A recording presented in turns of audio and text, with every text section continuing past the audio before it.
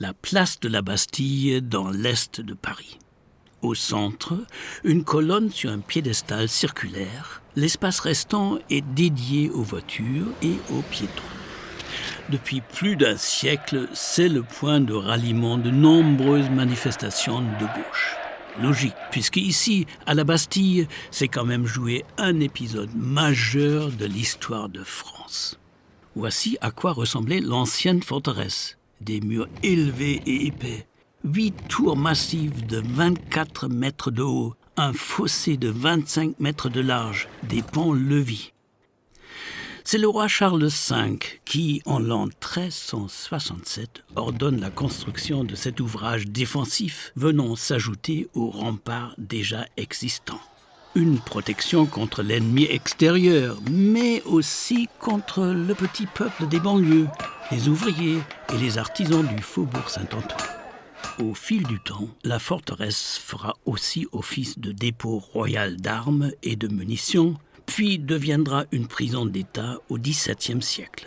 Voltaire y a été enfermé à 2 reprises et le marquis de Sade, dans le calme de sa cellule, a pu se consacrer à l'écriture pendant 5 ans et demi.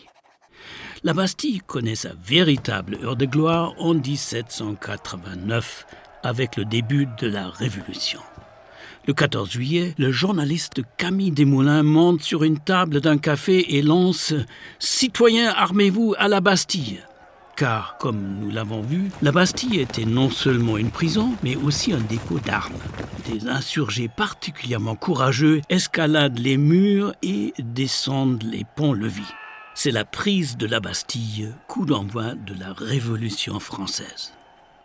Les révolutionnaires veulent éliminer ce symbole honni du despotisme, mais c'est compliqué. Ils chargent donc un entrepreneur privé de le détruire. Une partie des pierres est même transformée en souvenir. 1 an, jour pour jour, après la prise de la Bastille, est organisé entre les vieilles pierres le premier bal du 14 juillet. On monte un chapiteau, on plante un écriteau insolite au milieu des ruines. Malheureusement, on ne dansera pas longtemps. Quelques années plus tard, l'empereur Napoléon se met en tête d'ériger un monument démesuré sur cette place à l'est de Paris. Il doit faire pendant à l'Arc de Triomphe, situé à l'ouest. Le projet, une gigantesque fontaine surmontée d'un énorme éléphant. Ce chef-d'œuvre ne verra finalement pas le jour, car Napoléon sera exilé sur l'île de Sainte-Hélène.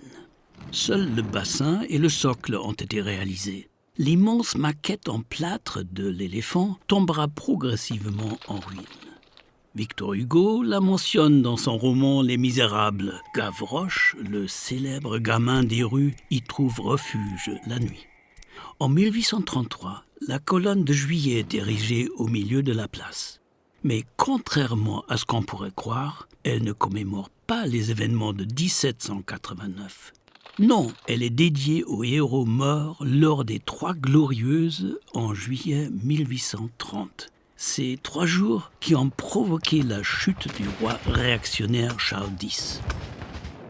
De l'ancienne forteresse, il ne reste plus grand-chose. Quelques pavés sur le sol, c'est le tracé des murs, et des vestiges visibles aujourd'hui sur les quais de la ligne 5 du métro. Mais sur la place de la Bastille, l'esprit révolutionnaire est parfois encore palpable.